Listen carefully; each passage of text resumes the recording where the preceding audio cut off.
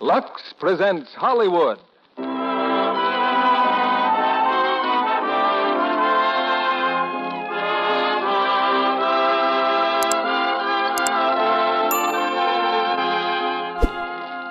The Lux Radio Theatre brings you Laura, starring Danaandrews, Gene Tierney, Vincent Price, and Otto Kruger. Ladies and gentlemen, your guest producer, Mr. Lionel Barrymore.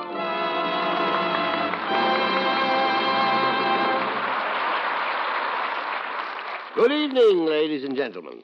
Now, if there is one form of entertainment we Americans are singularly partial to, it's the mystery or detective story, popularly known as the whodunit.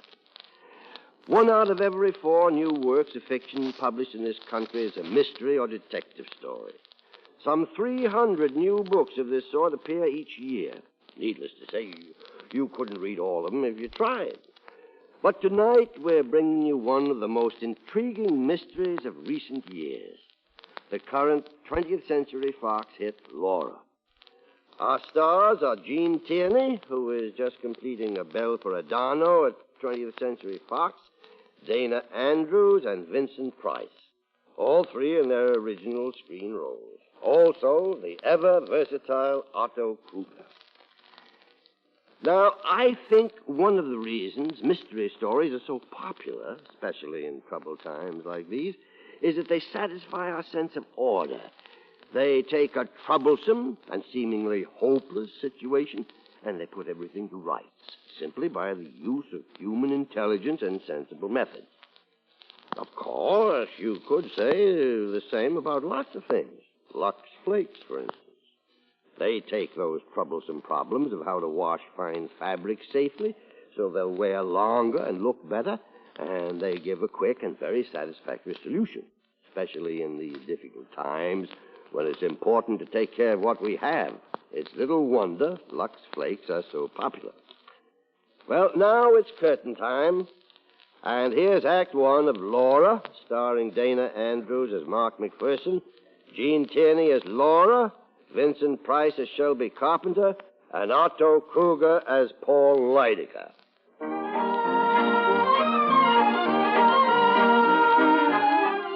Now, most people who read a newspaper or listen to the radio know the name Paul Lydecker. Mr. Lydecker is a legendary oracle of barbed wire and forget-me-not, whose enchanted pen and acid tongue have brought fame to hundreds and oblivion to just as many. His New York apartment is a combination art gallery and Roman bath.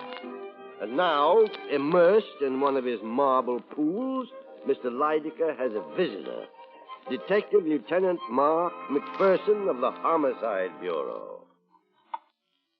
Be careful, will you? That stuff is priceless. Oh. Mr. Lydecker?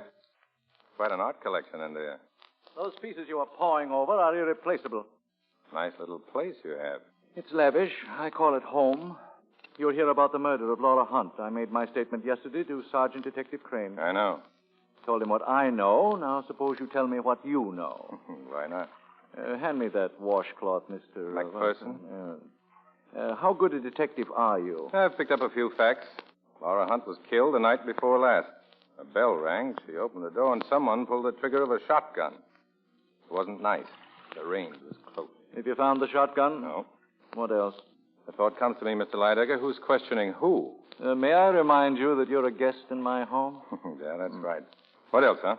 Well, Miss Hunt was a very good-looking girl, probably. About 25, lived in a swell apartment, had a maid named Bessie. And where did she get the wherewithal to support such a menage? Bullet Company, advertising agency. She had a good job, art director or something. Not or something. She has a lady cousin in town and a couple of boyfriends. One named Shelby Carpenter, and the other is Paul Lydecker. Today is Sunday. Why haven't you tried to see me? Because it's a peculiar case, and I wanted to think. If you'll wait, I'll go with you when you leave. Why? Murder's my favorite crime. My radio audience loves it. I know you'll visit all your suspects, and I'd like to study their reactions. You're on the list yourself, you know. Be insulted if I weren't. Were you in love with Laura Hunt, Mr. Lydecker? Was she in love with you? Laura considered me the wisest, the wittiest, the most interesting man she'd ever met. I was in complete accord with her on that point. Now, if you'll excuse me, I'll get dressed.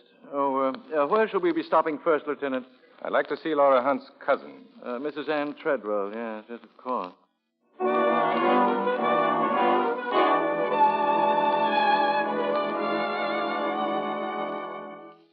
I'd like to ask a few questions, Mrs. Treadwell. I'll do anything I can to help. Oh, good morning, Paul. Good morning, Ann.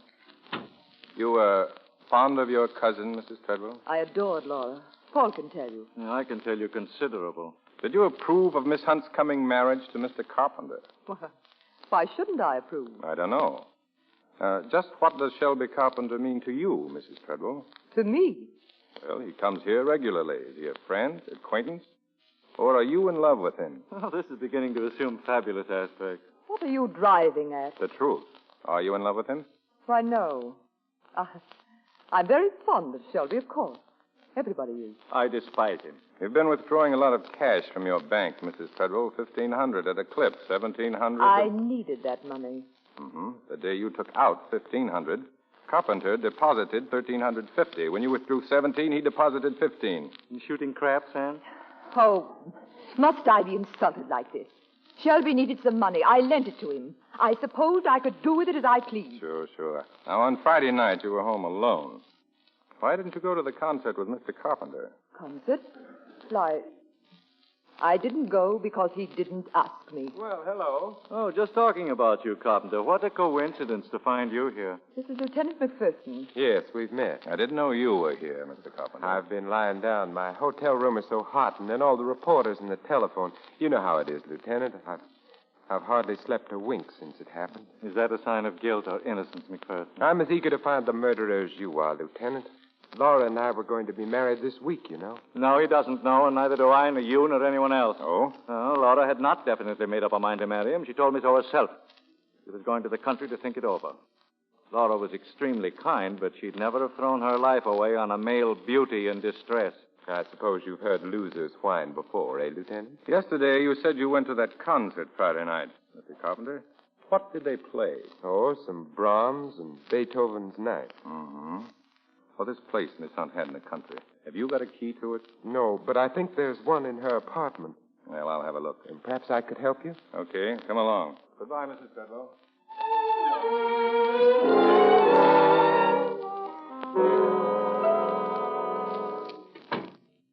You can start looking for that key now, Mr. Carpenter. Oh, yes.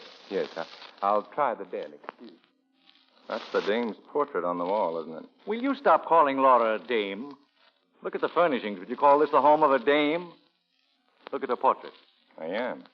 Not bad. It was painted by Joseph Carter. He was in love with her then. Have you ever been in love, McPherson? A doll in Washington Heights once got a fox fur out of me. Have you ever known a woman who wasn't a doll or a dame? Yeah, one, but she kept walking me past furniture stores. Where are you going? Phonograph. There's a record on here. Selections from Bitter Sweet. One of Laura's favorites. Not exactly classical, but very nice. You know a lot about music? I don't know a lot about anything, but I know a little about practically everything. Then why did you say they played Brahms and Beethoven at that concert? They played nothing but Sibelius. Did they? Well, to be perfectly honest, I fell asleep and I didn't hear a note. Oh, I know it sounds phony, but I'm just a natural-born suspect. You see, I'm not the conventional type. Don't worry, I fall asleep at concerts myself. Find that key? No, maybe it's in here in her desk. Yes, it is. I knew there must be one around somewhere. It's funny, the police looked in that desk drawer yesterday, and the drawer was empty. You had the key right along, didn't you, Carpenter? Yes. I didn't want to give it to you while Lydecker was present. I have private reasons that don't concern him. You have private reasons, no doubt, to lie about that key. Paul, I'm warning you to stop implying I had anything to do with Laura's death. Very well, I'll stop implying. I'll make a direct statement. You asked for this, Paul. Cut it out, the two of you. Okay, we came here to find the key, and I've got the key. Now, let's get out. There's nothing more you want from me? No, not now. I'll run along then. You, having lunch, Lieutenant? I guess so. There's rather a superior restaurant nearby. Okay, let's go. Nice, quiet little place, Mr. Lydecker. Yeah. What's the matter? You wouldn't call me a sentimental person, would you, Lieutenant? Well, Dozens of times we sat here at this very table, Laura and I. How long did you know her? Nearly 5 years. I was just thinking, we were eating lunch, and it was at lunch that I first met Laura. The Algonquin Hotel. I was alone. I looked up and I found her standing in front of me. She had a layout in her hand. Sample and question. Lidecker, how do you do? I'm Laura Hunt. Well? I'd like to talk something over with you, if I may. I am eating my lunch. Yes, but it's practically impossible to get to see you, and I Either you're from some incredibly remote community where good manners are unknown, or you suffer from a common delusion that being a female exempts you from all the rules of civilized conduct. Possibly, but I wanted to show this to you. It's an ad for the Wallace Flow Wright pen. You're such a famous writer and commentator. It would be tremendously helpful if you'd endorse what we say about the Flow Wright pen. I don't use a pen. I write with a goose quill dipped in poison. And you may tell your employers that they don't know anything about this. It was all my idea. They'd give anything to get your endorsement. And if I were the person getting it, why... You disregard completely something far more important to me than your career. Oh? My food. You mean that, don't you? Well, of course I mean. I never heard of anything so selfish. In my case, self-absorption is completely justified. I have never discovered any subject quite so worthy of my attention. But in your column, on the radio, the things you say, they're filled with such understanding, such sentiment. Miss Hunt, you are beginning to bore me. You're a poor man, Mr. Lidecker. I feel very sorry for you. Goodbye. Laura Hunt occurred about 2 hours later. Kept after you, did she? No, I went to her because I couldn't stop thinking about her. I was more than slightly annoyed, but she had something, that girl. Something far deeper than good looks. I went to Bulletin Company, proceeded to do something I have carefully avoided since the age of 2. I apologized. Laura looked at me. She smiled. Your apology is accepted, Mr. Lidecker. It was very nice of you to go to all this trouble. Goodbye. In a moment, Miss Hunt. For reasons which are too embarrassing to mention, I'd like to endorse the Wallace Flow Wright pen. Have you an ad? You're a very strange man. Now I'm sure you're sorry for the way you acted. Let's not get psychiatric. But in a word, yes. And you are a very kind person. No, I'm vicious. The real secret of all my charm. But if you think me kind, I'll call for you here at 6. What? We'll have dinner together. I can't make it any later. Will you be ready? Why, yes, I'll be ready. Coffee, Mr. Lidecker? Thanks. I started then to help Laura. I did everything in the world for her. I am a man reputedly of overwhelming ego, but this I admit without reserve. It was Laura's own talent, her own incredible charm that enabled her to rise to the top of her profession. Through me, Laura met everyone, famous and the infamous. And deferring always to my taste and judgment, she captivated them all. She became as well known as my walking stick in white carnation. And like them, she was always with me. When does Carpenter enter the picture? Well, men couldn't keep away from Laura, but she never regarded them seriously, but me. Her own discrimination ruled them out, and I never had to intercede. She met Carpenter one night at a party at Ann Treadwell's. She became attracted to him instantly. I was shocked. As a fellow completely without talent, with as much depth of character as a saucer of stale gin. Shortly before I took Laura home, I overheard her talking with Carpenter on the terrace. And so I spend my time doing what I've always done, nothing. Then tell me, what does it feel like living on the income from an estate? Oh, I once knew what it felt like, but the sheriff interfered with that over 10 years ago. Then why don't you work for a living? Oh, I did ask a friend for a job once. All he did was laugh. He thought I was joking. Weren't you? No, when he saw I was sincere, he just got embarrassed. He said he'd phoned me. That was months ago. Do you really want a job? Yes, I do. Then you've got one. What? Now you think I'm joking. Well, I'm not. You just be at Bulletin Company tomorrow morning. You're going to work, Mr. Carpenter. And so in time they got engaged, huh? They became attached to each other very quickly. I concealed my annoyance with masterly self-control, but here was a situation, however ridiculous, that required my attention. As you will see, it was for Laura's own good. Well, I followed them one night to this very restaurant. They had been working late on some advertising campaign. Tell me the truth, Laura. Will it really make people brush their teeth more often? The idea's wonderful, Shelby. And so are the layouts. By the way, who's the model you used? You don't remember? Well, you hired her yourself, Diana Redfern. Oh, of course. Laura, you look wonderful. Well, that's a quick switch of subject. Oh, I like this one much better than toothpaste. Good. Could you have dinner with me tomorrow night just like this? Maybe. And what about the night after that? But, Shelby, I can't just... What about 3 weeks from tonight and all the nights in between? Don't you think I have any other engagement? What about 2 months from now and the month after that? And what about next year? Then it's all settled. What about breakfast? What about lunch? Beautiful lunches, day after day. And what about beautiful work, day after day? Why, Miss Hunt, the way you talk, you'd think I was in love with you. Sparkling bit of dialogue, wasn't it, Lieutenant McPherson? If they'd known you were listening, they might have snapped that up a bit. Laura knew that I had overheard them because I told her so the following evening. By then, I had some other information to tell her also. I don't care what you found out about Shelby. It's the snooping about Paul. It's degrading. Of course, but I thought you'd want to know. That sterling character almost went to jail last year for passing rubber checks. And after that, in Virginia, he was suspected of stealing his hostess's jewelry. Those are only insinuations. I know his fault. But a man can change, can't he? Oh, Laura, for heaven's sake, open your eyes. So Carpenter has changed. Yes, he's changed from you to Diana Redfern. Running around with her now. A model from your own office. Paul, how can you be so despicable? You know what you mean to me. How can you try so deliberately to hurt me? Hurt you? Paul, Shelby and I are going to be married next week. Ah. You gave him a cigarette case on his birthday, didn't you? A valuable case? Where did you get it? From the pawn shop where Diana Redfern took it after he gave it to her. I don't believe it. He probably needed money and was too proud to borrow. Perhaps that's why this pawn ticket is in her name. I won't let this go any further. I'm going to telephone him. You won't find him at his hotel. Tonight, Carpenter's deserted both you and Miss Redfern. He's dining with a young and wealthy widow. Someone you know. Your cousin. He's been treating her rather badly these days. I'll phone Anne at once. Really, my dear, you don't think that Anne would give him away, do you? Oh, it's nasty, I know it, but I must make you realize. Now, suppose we visit Cousin Anne, He won't be there. I know he won't.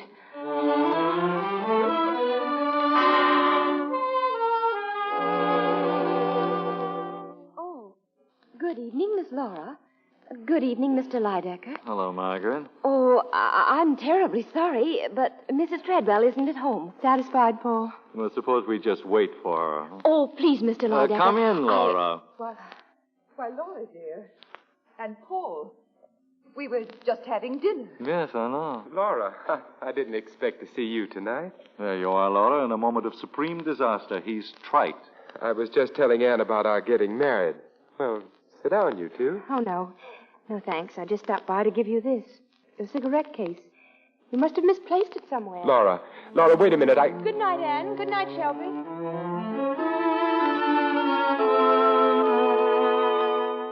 When was this episode of the cigarette case, Mr. Lydecker? Last Wednesday night. On Friday, Laura had lunch with a Redfern girl. I wish I'd been there. And as I said in my statement, Laura and I were to have had dinner that night. At 7 o'clock, my phone rang. I had a sudden sensation of depression, a foreboding of disaster. Hello? Paul, I'm frightfully sorry, but I just can't meet you. Well, there's nothing wrong, Laura. I mean, you're not ill? Oh, no. I've just decided to go to the country for a few days. What, in this storm? Why, it's pouring. It won't last, Paul. It will do me a lot of good to be alone. Oh, you're thinking about Carpenter, huh? Of course. Please, I simply must have time to think this out for myself. When will you be back, dear? I don't know. I'll call before I leave. Maybe you could meet me. Well, of course I will. Thank you, Paul. Goodbye. Goodbye, my dear. That was the last time I ever heard her voice. This Redfern girl, where does she live? In Newark. She's in the phone book. I will never forgive myself for allowing Laura to become involved with Carpenter. That was my fault. I should have stopped it long ago, somehow. Well, she's dead now. It's too late even to think about it. Well, so long. Yeah, too late even to think about it. Goodbye, Lieutenant.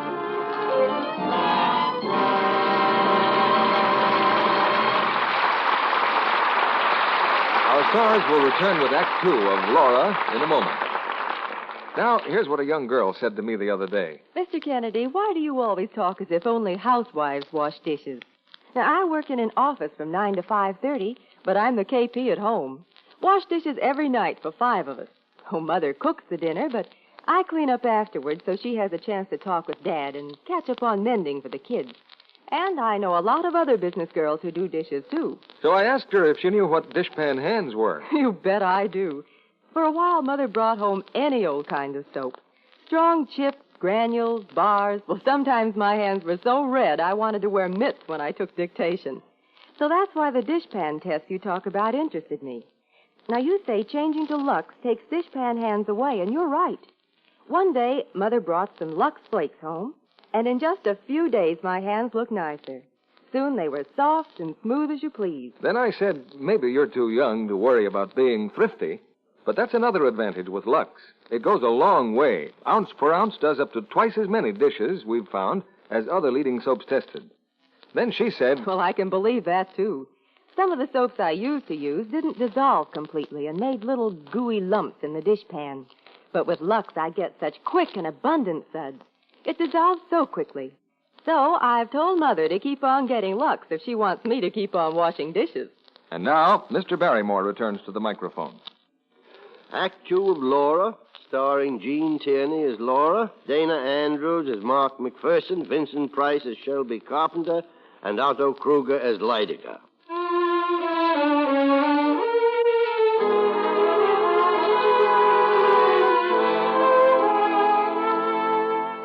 It's an hour later. In front of Laura Hunt's apartment, Lieutenant Detective Mark McPherson picks up Sergeant Crane. Together, they make another thorough search of the girl's rooms. Two things interest McPherson: a pile of Laura's letters and a bottle of Scotch whiskey. If you're thirsty, Lieutenant, I think you can do better than that there. I'm not thirsty. When did you say that maid was due here? Any minute now. Say, where's McCavity? In the basement. I've had the telephone tapped. He's sitting on it. But who's going to use the phone besides us? Nobody I know of. Still a good idea. I'm making a call now myself. Go down in the basement and relieve Mac. I'll wait here for the maid. Carpenter's coming, too. Okay. Hello. Moscone's? This is Lieutenant McPherson, Homicide Bureau. Laura Hunt's been buying liquor from you, hasn't she? Yeah. Did she ever buy a brand of scotch called Black Pony? You sure of that? Okay. Thanks. Oh, come on in, Miss Clary. Never mind that Miss Clary stuff. My name's Bessie. Have a chair. It seems to me Those letters belong to her. Yeah. You've been reading her private letters. I said sit down. Cops. I was brought up to spit whenever I saw one.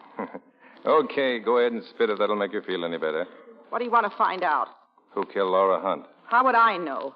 You think I'd done it? Ask anyone. Anyone who ever came here. Why, I'd have worked for her, or scrubbed for her, or done anything she would have wanted of me. Pay or no pay. You're loyal, Bessie. It wasn't only on account of the wonderful things she'd done for me. It was because she was so wonderful herself. Miss Hunt was a real lady. Something cops wouldn't know about. How'd this bottle get into her cabinet?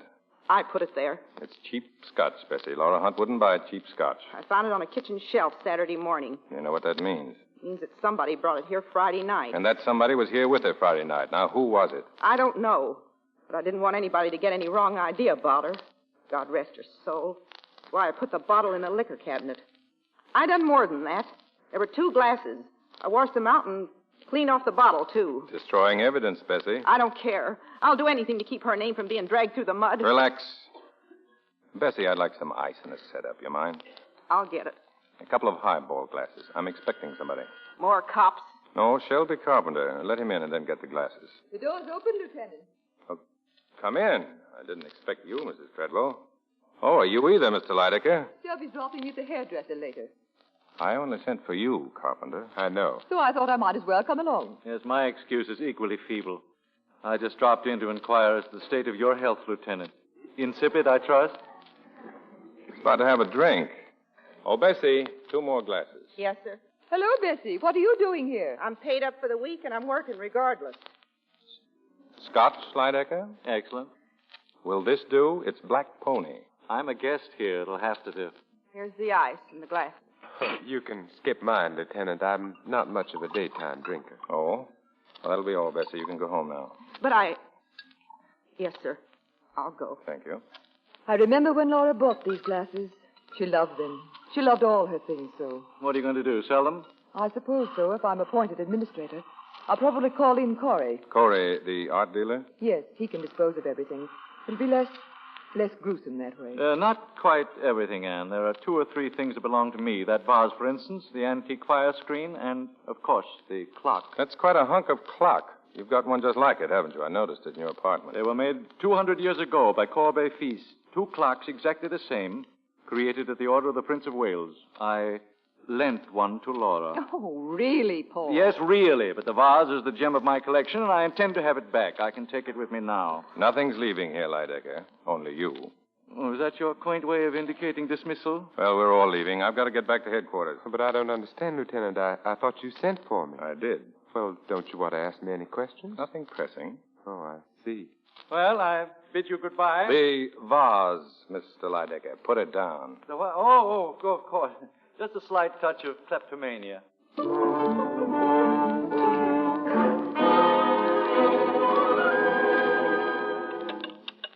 Crane? Yeah? McPherson. I'm back. Upstairs in her apartment. How you doing in the basement? Any calls come in this afternoon? Not a thing. I've just been looking the place over. I've only done it 40 times. Anything interesting? Everything's interesting. Especially that portrait. A really beautiful doll, Lieutenant. Yeah. I've read her letters, smelled the perfume, drank her scotch, gone through her wardrobe. Wait a minute. Yeah? Someone in the hall. Look, at 7 o'clock, Alford will be along to relieve you. Make sure Alford keeps his ear on that phone. Right. Who is it? Yes. Coming, Lydecker. You just happened to be passing by. And I noticed the lights on. By the way, have you sublet this apartment, McPherson? You're here often enough to pay rent. Any objections? Yes. Especially to your prying into Laura's letters. That bundle in your pocket, for instance. No, these. They're yours. The best of the bunch. That's the trouble with getting murdered, Lydecker. It ruins your privacy. And have detectives who buy portraits of murdered victims a claim to privacy? Lancaster Corey tells me you already put in a bid for Laura's portrait. That's none of your business. McPherson, did it ever strike you that you're acting very strangely? It's a wonder that you don't come here with roses and a box of drugstore candy. Have you been dreaming of Laura as your wife? By your side at the policeman's ball or in the bleachers? Or listening to the heroic saga of how you acquired a silver shin bone in a gun battle with a gangster? Yeah, I see you have. Why don't you go home? I'm busy. Well, perhaps we can come to terms now, huh? You want her portrait? Perfectly understandable. I want my possessions, my vase, my clock, my fire screen. Now, if you Get going. You'd better watch out, Lieutenant. You'll end up in the psychiatric ward. I don't think they've ever had a patient who fell in love with a beautiful girl who died before he met her. Or did you meet her? Well, good night, McPherson.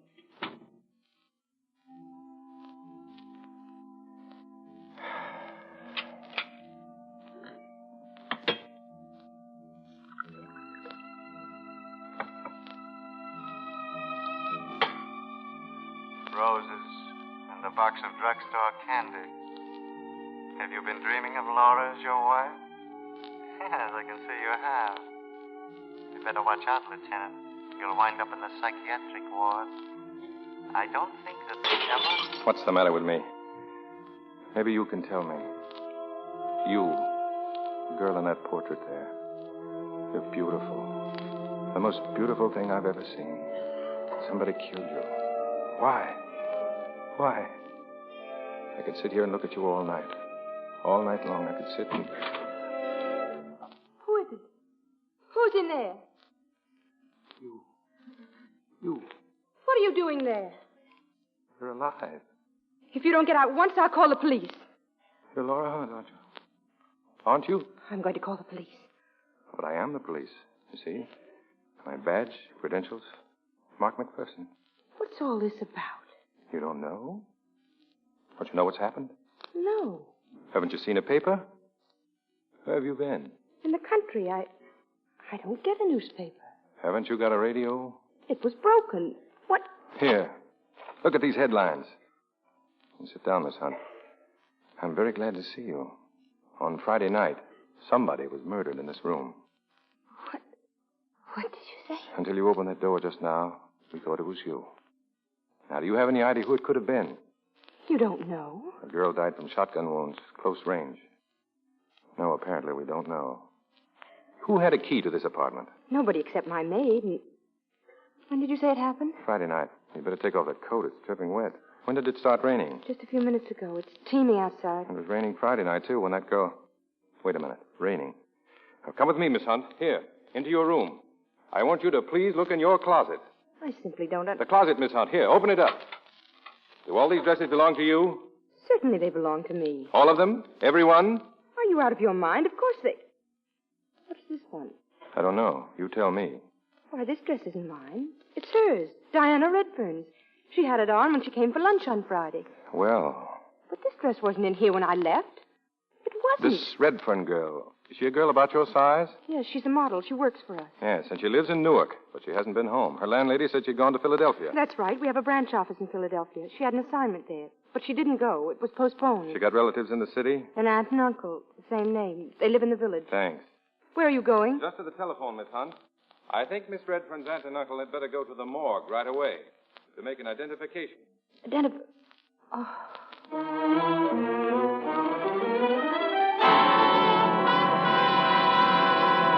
Right. So long, Inspector. Well, that's that, Miss Hunt. They've located the Redferns? Yes, we ought to know soon. Now, Miss Hunt, when you went to the country Friday, did you see anyone you knew on the train? No. Then what? I got off at Norwalk. I keep a car in a private garage near the station.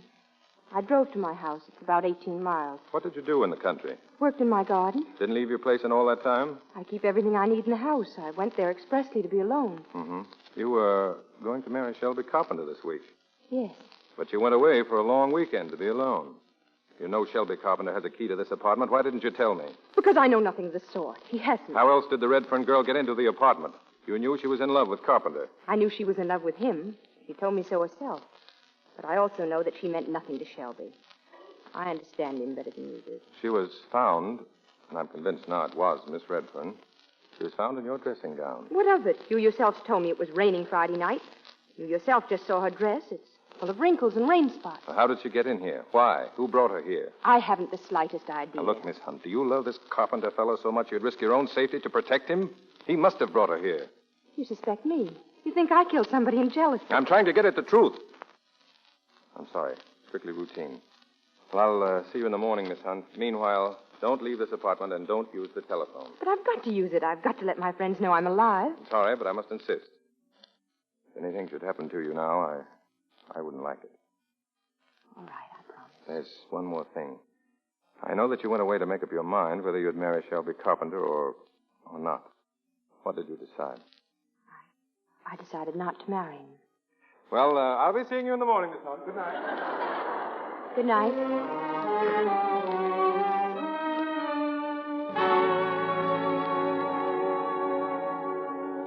Alford? That you, Mark? Yeah. Watch your step. It's pretty dark down here. Anything come through those earphones? Yeah. The morgue just called. Is the Redfern girl all right? It kind of balls things up, doesn't it? Yeah. Say, you seem pretty... Hey, wait a minute. She's dialing a number up there. Give me those earphones. Here. Hello? Shelby, this is Laura. Laura? I must tell you... Don't say anything on the telephone. Meet me right away in front of the office. Can you leave? Right away. Was that... Yeah.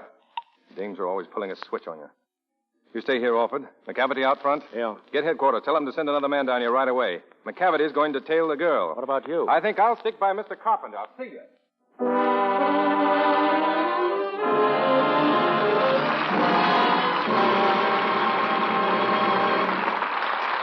We pause now for station identification. This is CBS, the Columbia Broadcasting System.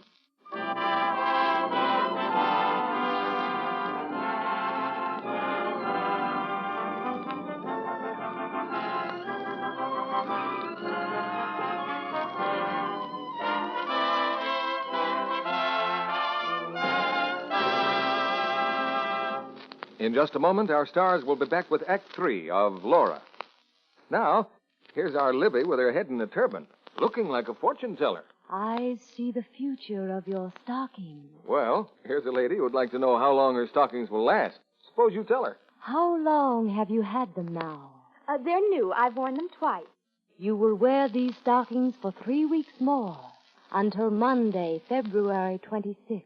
Why, how wonderful. How can you tell? It's simple.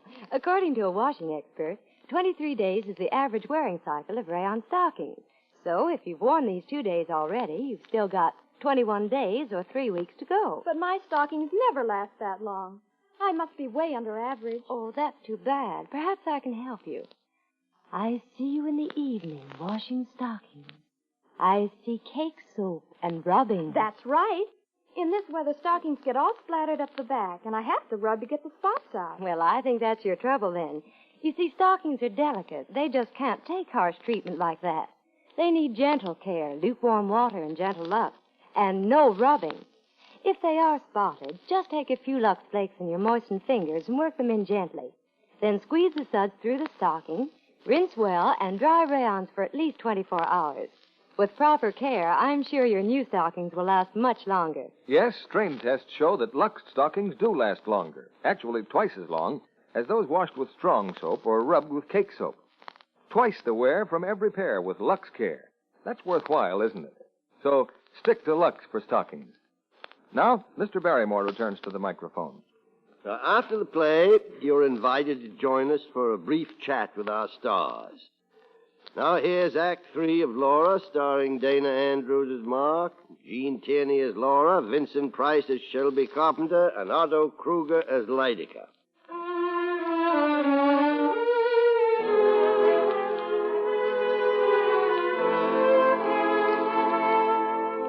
For 3 hours, Detective Lieutenant McPherson's been following Shelby Carpenter. Now, in the black hours of night, he stops his car near a lonely house 18 miles from Norwalk and makes his way carefully toward the front door. It's not quite shut. He peers through the crack for a moment and then walks in. What are you doing with that shotgun, Carpenter? Well, I must admit this is somewhat embarrassing, Lieutenant. Let me see that gun. It's been fired recently. Yes, I killed some rabbits with it. When? Oh, a while back. I don't know exactly. I gave the gun to Laura for protection. You haven't borrowed it lately. You didn't just bring it back. You ought to know. You've been following me. You realize the spot you're in? You brought Diana Redfern to Laura's apartment. You knew all along it was she who was murdered. Didn't you know Laura would come back any day and spill the whole thing? Or did you plan to kill her, too? Oh, you're being fantastic, McPherson. You took a bottle of Black Pony to her house Friday night. I took it there over a week ago. Bessie says Friday night. I can't help what Bessie says. Where's the key to Laura's apartment? I haven't got one. I never had one. Okay, you didn't bring the scotch there Friday night, and you never had a key. How did you get in? Well, Come on, talk. Talk? Oh, all right. You see, Laura kept an extra key in her office. I'd asked Diana to meet me in a restaurant. I wanted to have it out with her once and for all. You know, she thought she was in love with me. She started to get hysterical. We had to leave. Well, I couldn't very well take her to her room in Newark, could I? Or to my hotel room. So we started to walk. It began to rain suddenly, and we got drenched. I thought of the key, and I stopped by the office to get it. We couldn't find a taxi, and so we walked back to Laura's apartment. Yeah? Diana went to Laura's bedroom. When she came out, she had on a dressing gown. Well, we talked, argued maybe, for a couple of hours, and then the doorbell rang. Why didn't you go to the door? Well, suppose one of Laura's friends had found me there. What would they think of finding Diana there? I told her to say that Laura had lent her the apartment. Anybody who knew Laura would have believed that. Don't stop. Well, I heard Diana open the door, and then there was an awful explosion. By the time I reached her, the door was shut again. Diana just lay there on the floor. Didn't you go out to see who did it? I was too confused, too horrified to do anything. The hallway was dark. I don't remember what I did. I knew I had to keep out of it and keep Laura out of it, too. The only thing on my mind was the safety of a person whose life was dearer to me than my own. Don't you understand that? Did you think Laura had killed her? Did you? I don't remember what I thought. Do you think so now? No. On Saturday, when Detective Crane went to see you, you seemed sincerely shocked. I was. I hadn't expected the police to mistake Diana's body for Laura's. But your alibi was all ready. The concert. You knew the minute Laura got back to town, it wouldn't stick. I couldn't think that far ahead. I was groping for some way to keep Laura's name out of it. I was heartbroken about Diana and panic-stricken about Laura. Okay. And tonight you met Laura in front of her office. What did you talk about? About what I've just told you. Well, what are you turning on the radio for? To see if it works. Why don't you tell her the truth? She sent you here to get rid of that gun. She doesn't even know I came here. It was my own idea. The radio works fine, doesn't it? Why wouldn't it? I hoped it wouldn't. All right. We're driving back to New York. Well, am I under arrest? I don't know. Just don't leave town. It would be a very foolish thing to do.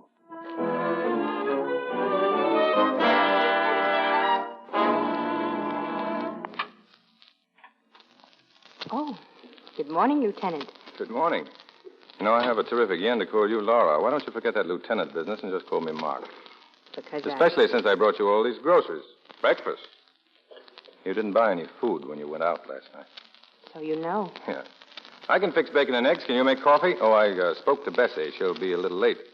When I told her you were alive, she darn near passed out. Yes, she phoned. Might have been a little more delicate about it. Suppose you set the table, but we'll have to wait a little while for the coffee. I've asked Paul Lydecker to stop by. Did you tell him about me, that I'm alive? No. Why not? It's brutal. I'm not doing it for laughs.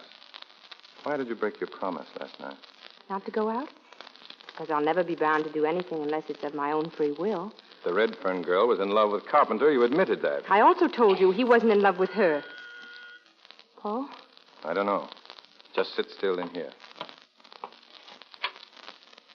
Hello, Lieutenant. Laura? Oh, good morning, darling. Hello, dear. Well, excuse me, Lieutenant. I'd like to kiss my fiancée good morning. Oh, so it's on again. Or do I have to get a police permit? Well, now who? Come in, Lydecker. The door's unlatched. Lydecker, huh? Right on my heels. Well, McPherson, have you thought over the deal I suggested? What about the portrait and the... Why? What? Paul! Laura. Paul! Paul! I'll be all right in a moment. Laura, what? Not now, dear. Don't try to talk now. Come on, I'll take him into the bedroom. Just be quiet, Paul. Yes. Yes.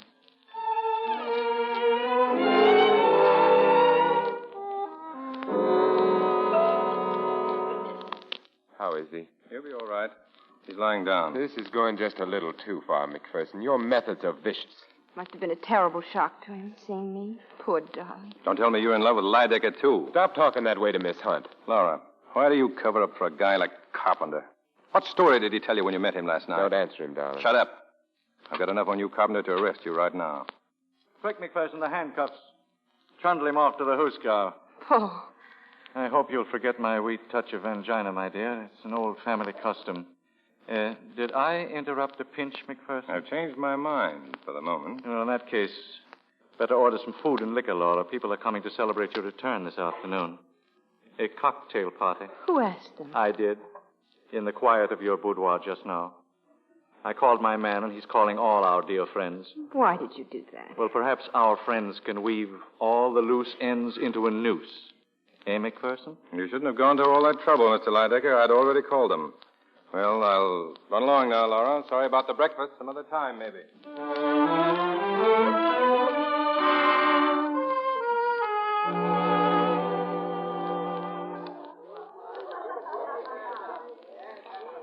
Shelby, come here. What's the matter, darling? Your party's a huge success. Shelby, tell me, I must know. Why did you go to the country last night? Laura. Well? You don't know? I was afraid you wouldn't think of hiding that shotgun.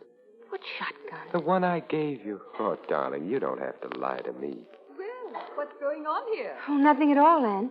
In case you don't know it, that McPherson man hasn't taken his eyes off you. I know. Maybe it would be better if I, mingled with our guests. Laura, McPherson suspects him.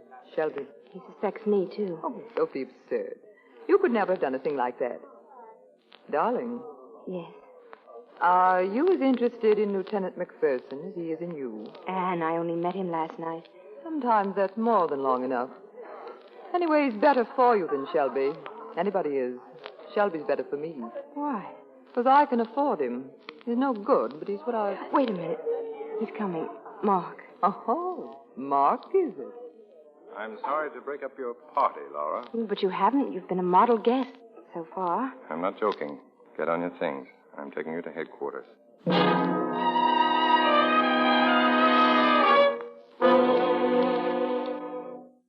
thought I was going to get a cell and a denim dress. Is this your office? Before they trot out that denim dress, I want to know why you've been holding out on me. Have I been? You told me the radio at your country place was broken. It was. Not last night. I stopped in the village on my way back. I asked the local handyman to fix it. And how did he get in? With a key. The key I always leave under the flower pot on the porch. All right, I'll accept that. Why? Because you're too intelligent to make up a story I could check so easily. The main thing I want to know is why you pulled that switch about Shelby Carpenter. You told me last night you decided not to marry him, but today it was on again. Why? I changed my mind. What went on between you and Carpenter when you met him last night? Or should I guess? He convinced you that if you broke your engagement now, people would think you believed that he killed Diana Redfern. Yes, but now I know the real reason why he wanted to stay engaged. He thinks I did it. So do you. Are you in love with him? No, I don't know how I ever could have been. Come on, Laura. You're going home. But I thought I was under... That's what I wanted you to think. You and a few other people.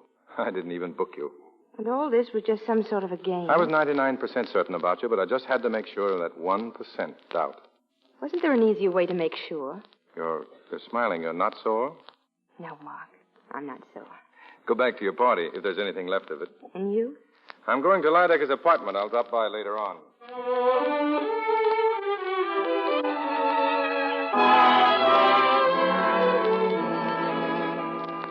I'm glad they've all gone, Laura. It's been a long time since we've been together. Well, darling, what's the matter?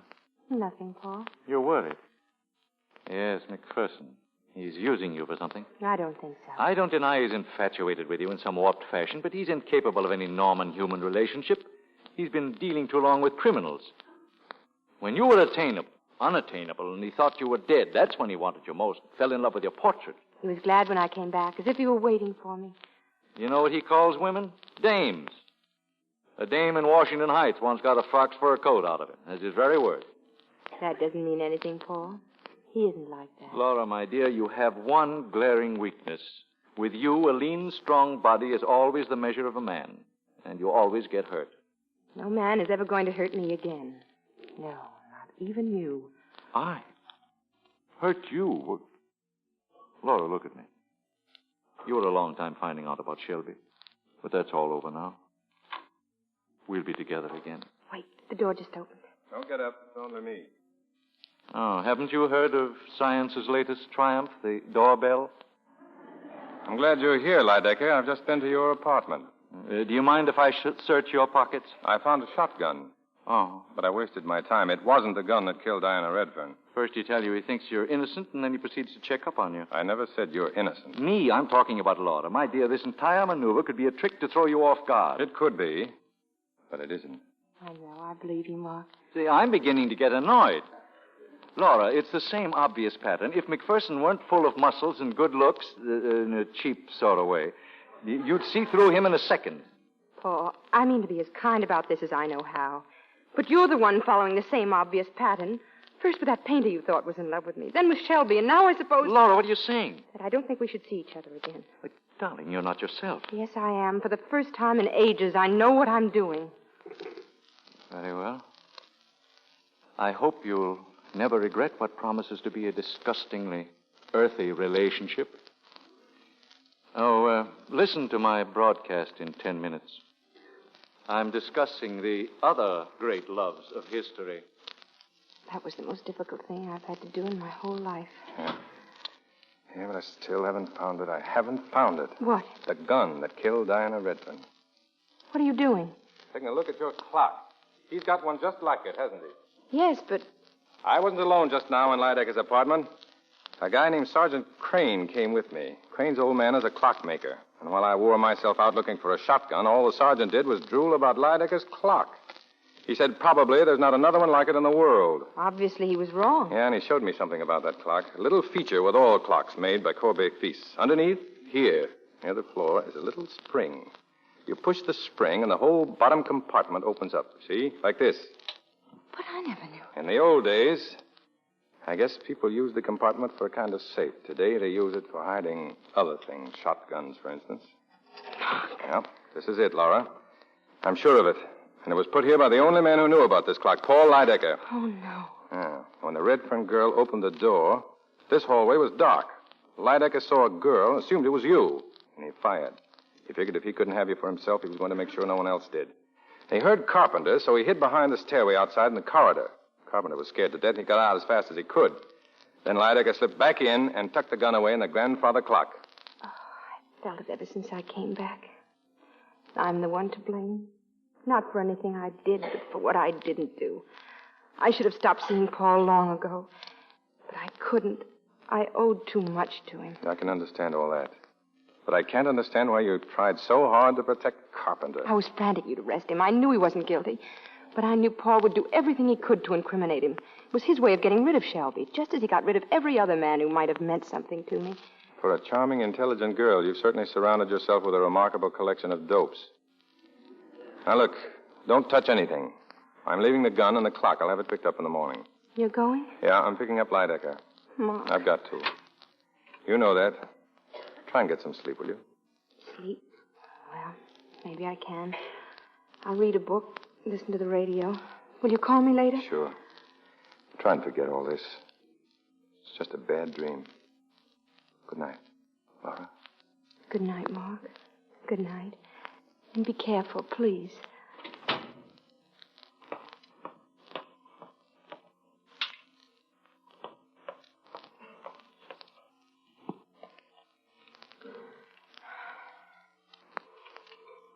And now, ladies and gentlemen, with his final word for this evening, Mr. Paul Lydecker. As history has proved, love is eternal. The strongest motivation for man's actions throughout centuries. Love is stronger than life. It reaches beyond the dark shadows of death. May I remind you of some favorite lines of mine from Dowson's poem? They are not long, the weeping and the laughter and love and desire and hate. I think they have no portion in us after we pass the gate. They are not long, days of wine and roses. Out of a misty dream, our path emerges for a while, then closes within a dream. That's the way it You've is, heard the isn't it, voice Laura? of Paul Lydecker by electrical transcription. This is the... There's the final irony to all of this, Laura. You know how I despise melodrama, and yet here I am, a gun in my hand, about to kill you. Oh, you've taken one life. Isn't that enough? The best part of myself, that's what you are, Laura. Do you think I'm going to leave you to the vulgar pawings of a second-rate policeman who thinks you're a dame? He'll find you, Paul. You know he will. Will he? Don't you overestimate the man who thought I left a few moments ago. And all I did was wait in the hall, Laura. And then I let myself in again with the key I've always had. I'm not going to lose you, Laura. Open the door. Don't move, Laura. He didn't leave. He's somewhere in this building. Laura, are you all right? He'll find us together, darling. As always we should have been. As always we will be. No, Paul, no. Turn your face, darling. Please, turn your face. Sorry, Miss Hunt, but I had to do it. I better let the boss in before he busts down your door. Laura. It's all right, Mark. Got him through the window, Lieutenant, from the fire escape. I'll call headquarters. Fine detective. A fine detective I am. Laura. Goodbye. Goodbye, my love.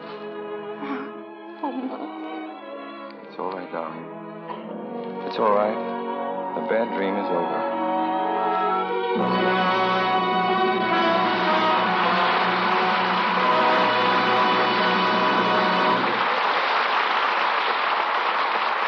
Our stars will be back for their curtain calls in a moment. The war is far from over. Now is no time to relax. President says Army needs 18,000 nurses. Congress discusses drafting women, 18 to 50. This is the crucial year of the war, and every woman, like every man, must do her part. If you want to bring your son, your husband, the boy down the street home sooner, do every single thing you can to help now. Even if you can't take a war job or be a nurse, you can still help by saving every drop of used fat. Your used kitchen fats make the medicines our nurses need for our wounded men and the raw materials for synthetic rubber life rafts and airplane tires. The American Fat Salvage Committee says, Fat salvage can no longer be regarded as a volunteer service. It is a serious wartime obligation that must not be neglected until every Jap is driven back to Tokyo and the South Pacific Islands again become exporters of commercial fats and oils.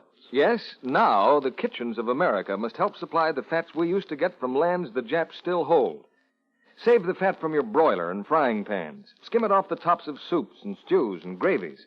Melt down table scraps and suet. Your butcher will give you 4 cents and 2 red ration tokens for every pound you turn in. Save every drop, every day until J-Day, the day the Japs are licked. Now, back to Mr. Barrymore and our stars.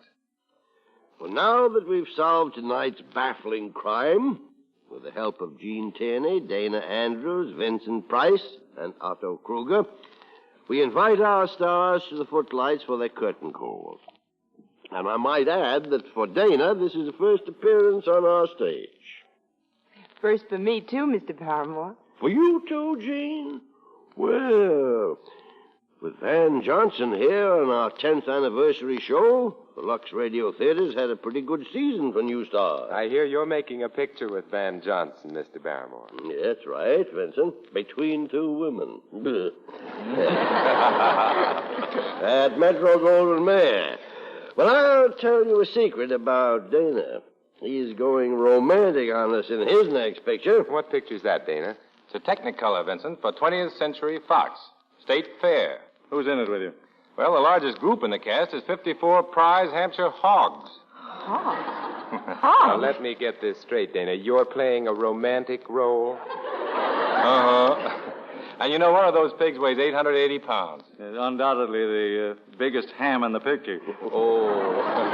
I can see now why there's a bacon shortage. All the hogs are going to the pictures. Well, Dana, you set those hogs a good example in acting, and we look forward to producing State Fair in this theater someday. What are you going to have on Lux for next week, Mr. Barrymore? For next Monday night, we have from Paramount Studios a play and stars that hundreds of our listeners have requested. For Whom the Bell Tolls. With Katina Paxinu, Akim Tamirov, Mikhail Razumi, and Gary Cooper and Ingrid Bergman.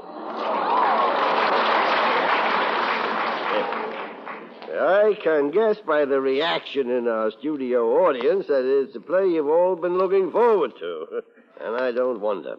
Based on the novel by Ernest Hemingway, it's one of the great motion pictures of our time, with 5 great stars in their original screen roles. Sounds like a wonderful evening, Mr. Barrymore. Good night. Good night. Good night. Good night. I hope we meet again.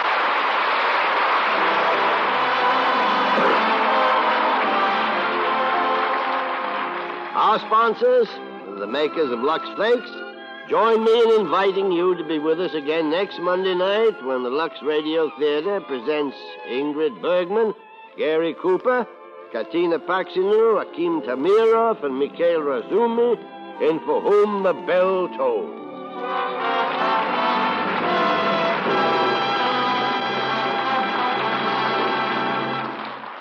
Laura was presented through the courtesy of 20th Century Fox, producers of A Tree Grows in Brooklyn.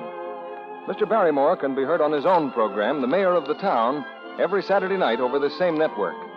Vincent Price is currently working on the 20th Century Fox production, Dragonwick.